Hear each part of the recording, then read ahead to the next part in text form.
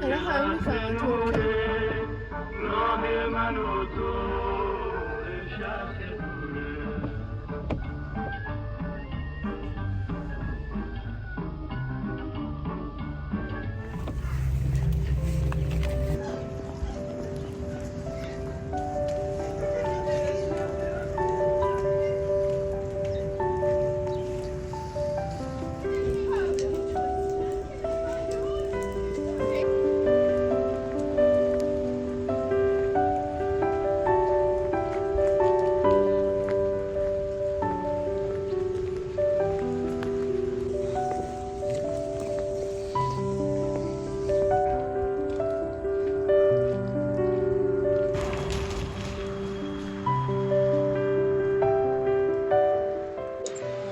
زردها بی خود قرمز نشدند، قرمزی رنگ نینداخته است بی خود مقدمات.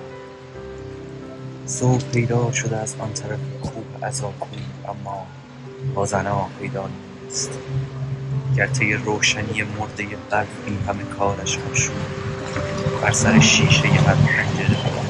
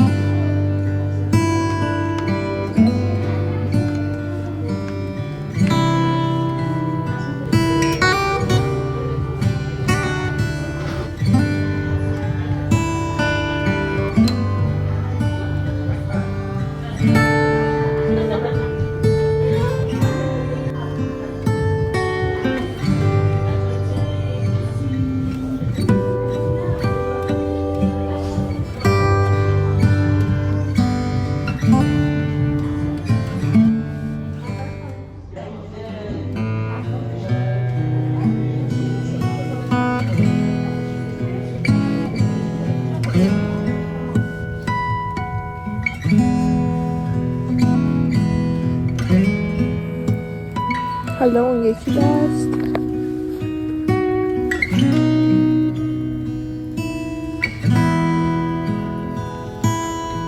خب واقعا فوق‌العاده نیست.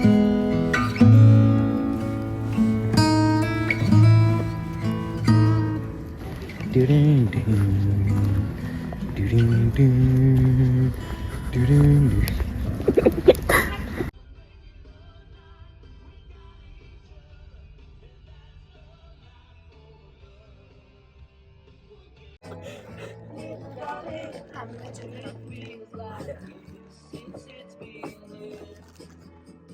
به نظرم یه ویدیو بگیر ما به خاطر ترافیک زیاد داریم میریم فلان. 2 ساعت تو ترافیکین.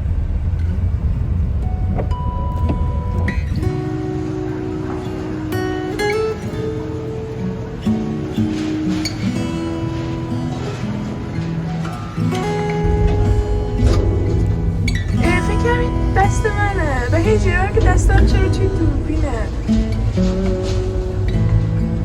دماغت توی ویدیو بوده.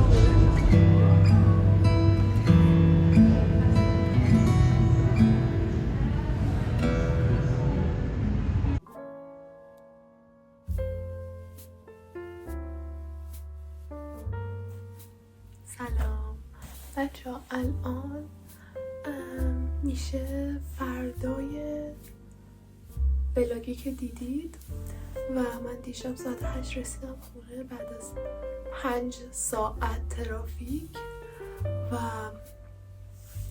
اصلا واقعا سخت بود، خیلی خسته کننده بود که 5 ساعت ترافیک و توی ماشینی، بعد باید هی خودت رو سرگرم کنی، دلغک بازی، خواب، غذا، خوراک، بعد از یک جایی به بعد دیگه شروع میکنی به دیوانگی. انقدر ترافیک زیاد بود که ما نهارمون رو ساعت 6 تونستیم بخوریم و افتضاح بود بچه، واقعا افتضاح بود. پاهامو هم که حس نمی کردم، انقدر یخ زده بودن و ساعت 8 شب رسیدم خونه، بعد لباسم عوض کردم و یه دقیقه اومدم اتاقم دراز بکشم و همونو خوابیدم، مردم قشنگ و صبح بیدار شدم.